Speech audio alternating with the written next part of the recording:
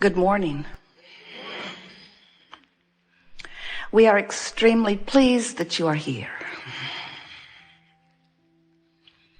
It is good to come together for the purpose of co-creating. Do you agree? Yes. You're knowing what you are wanting?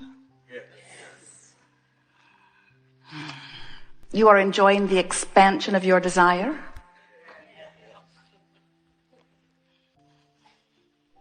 Well, when you want something and you know how to bring it about, it's fun to want it, isn't it? But when you want something and you've been wanting it for a while and it stubbornly is staying off at a distance, when you want to bring something in that won't come, or when you want to get rid of something that won't go, then when we say, are you enjoying the contrast? Are you enjoying those new desires that are percolating within you? And often, if we've trained you here, you say, oh yes, we really like those unfulfilled desires. But there will come a time when you come to realize that no desire is off limits for your ability to create it.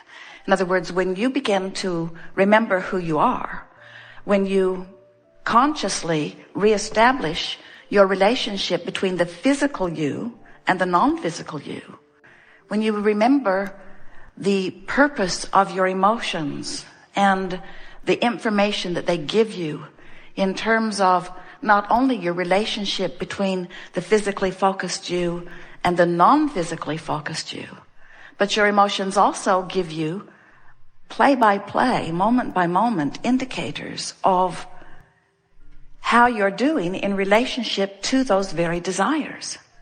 Because it turns out that as you sift through the contrast, which causes you to focus, even if you don't put words to it, your desires into a vibrational format, which always precedes the manifestational format. In other words, everything's focused into a vibrational reality first. So without even knowing it, you have focused a wonderful vibrational reality that is not just the forerunner of your relationships or of your possessions or of your experiences. It's actually the vibrational pre-you.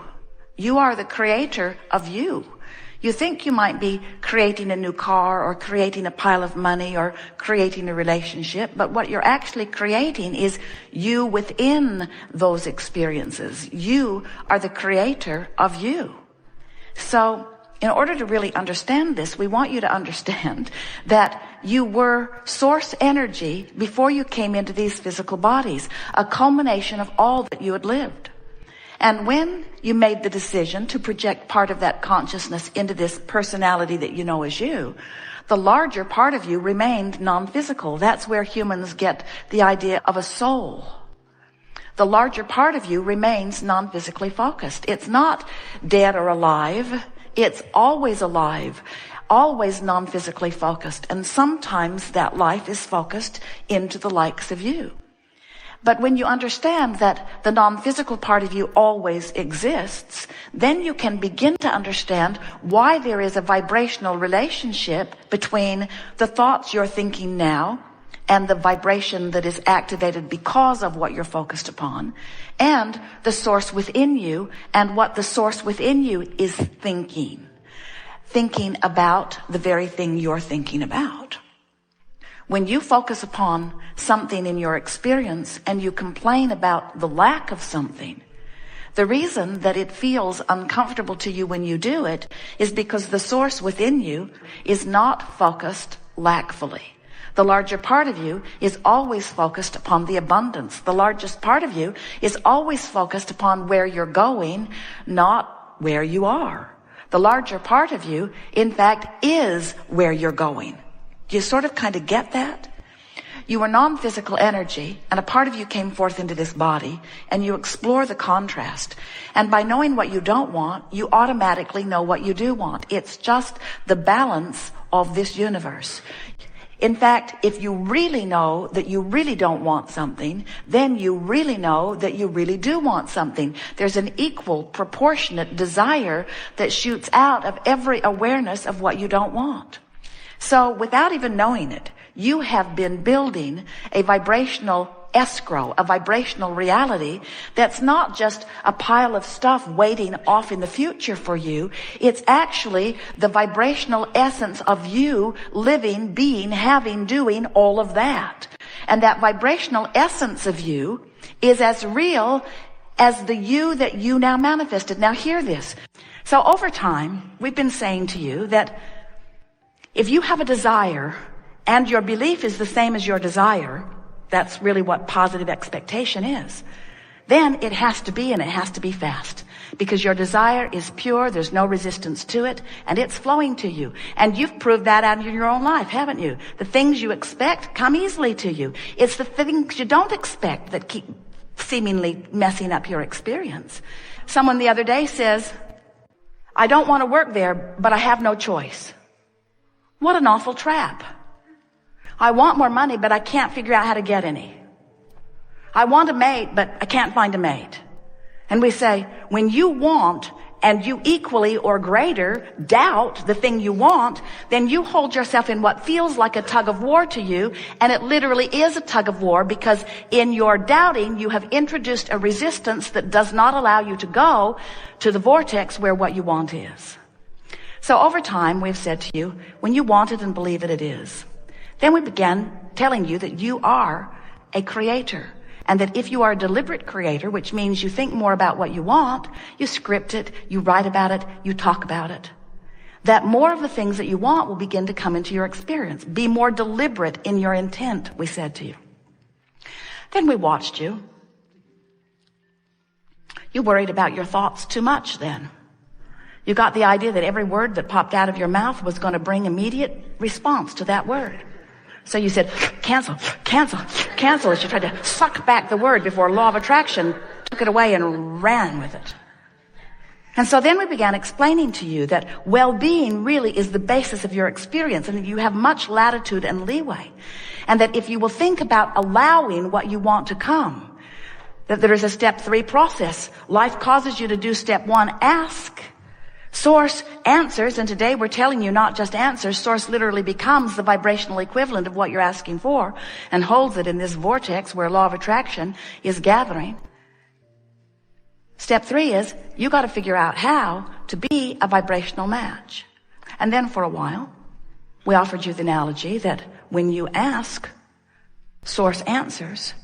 And as law of attraction responds to source holding the fullness of all you've asked for, as law of attraction responds to that request, the sensation to you is like a being called downstream, naturally toward the fulfillment of what you are wanting.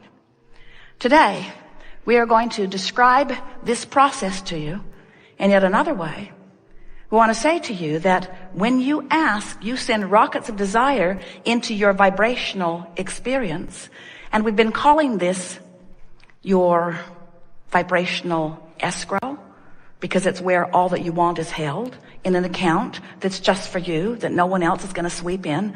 Bernie Madoff does not have access to this account. And then we began calling it a vibrational reality. It's a vibrational reality because you're so excited about this physical reality. We want you to be excited about this vibrational reality. And today we are calling this vortex, a vortex of creation. It is a vortex, and the reason that we are calling it a vortex is because as law of attraction responds to this powerful point that the source within you is holding on your behalf, this much larger than you part of you, this much larger than the physical part of you, non-physical part of you, stands there holding this pure thought of what you've been asking for, and with the absence of resistance to this, and law of attraction's response to that, there is a powerful vortex that is created, a vortex of attraction. And this is the most important thing for you to hear about this, where all cooperative components are being assembled. The question is, are you a cooperative component? And the answer is, if you're mostly joyful, mostly happy, mostly eager, mostly frisky, then yes, you could count yourself as a cooperative component. And if all of that is true, then you're saying to us, things work out for me. Ideas come just at the right time. I flow in and out of all things. I rendezvous with like-minded people. Wonderful things happen. I barely think about something that I want, and the path to achieve it is unfolding for me. I feel good all of the time. I wake up, I hit the floor with a feeling of enthusiasm for life. I feel reborn anew every day of my life experience. If that's the way you are describing yourself, then you are often, most often, in the vortex. But if you're ornery, if you're confused, if you feel resentment, then you're not in the vortex, not consistently. And if you're like most people, you're in and out, in and out. If you're like most people, you're out, and out and out, and out and out and in, and out, and out and out, and out and out, and damn mad about being out and in, and out, and out, and out, and joining the online chat group about how crummy it is to be out, and out, and out, and out, and out, and in, and out. If you're like most people, you're out mostly, on the brink of it sometimes, and in rarely, but you've been in enough to taste the sweetness of alignment, enough so that when you're not in there experiencing the fullness of all that is meant to be for you, you resent it. You know something is really, really, really, really, really, really wrong. And that's why when you don't feel good, you want to blame this one and that one and this one and that one and this one and that one. Usually the person you live with is the person that gets the brunt of your blame about you not being in the vortex, but we want to lovingly give it all back to you.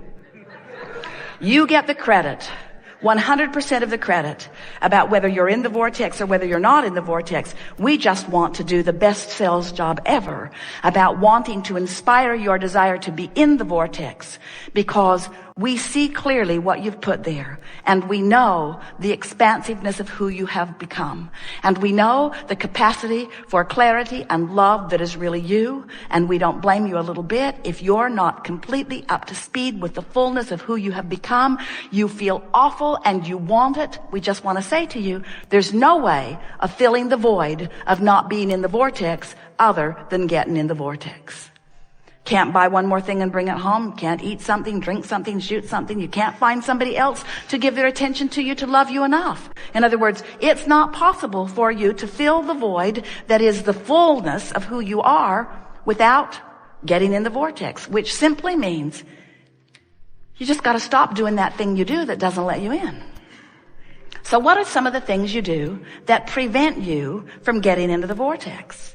And you understand this vortex is just this high, non-resistant energy place where you rendezvous with the source. Esther's in the vortex, otherwise she could not receive Abraham with this clarity. In other words, she is up to speed with the vibration that is us, and that's why the conversation is seamless between the intent of that which we are offering and her ability to deliver it. That's in the vortex. When you're in the vortex, that's when your inspiration is at its greatest. That's where authors and artists and musicians, that's where those that you call masters often find what they call their inspiration. They're in the vortex where they have clear view of not only the idea, but the path to which it will unfold. When you're in the vortex, things unfold for you in a way that there's no question in your mind that that's the thing to do. You know how sometimes you say, I don't know whether to go this way or that way. You're not in the vortex, because if you were in the vortex, you'd say, I'm going this way and I don't care what anybody thinks about it. When you say, those people over there and their philosophy is really awful and their philosophy is going to bring us all down, you're not in the vortex. And it's not their philosophy that's bringing you down. It's you not being in the vortex that's not bringing you up. No one can bring you down, but your standards of how up you really are keep changing. And if you don't stay up to speed with who you are, you don't feel good. So, what's the difference between a higher, faster vibration and a lower, slower one? Higher, faster feels better. It's what joy and love are. Lower, slower feels worse. It's what depression is. It's what despair and fear are. Higher, faster has less resistance. Lower, slower has more resistance. So really, the operative word that we're talking about here today is, as I stand in my human form, what is it that I could do a better job of controlling that would make the most difference in my life? And we want to say to you, if you'll get a bead on your resistant tendencies and work them into less resistance, your vibration will raise. You'll hover on the brink of the vortex, or you'll pop in off.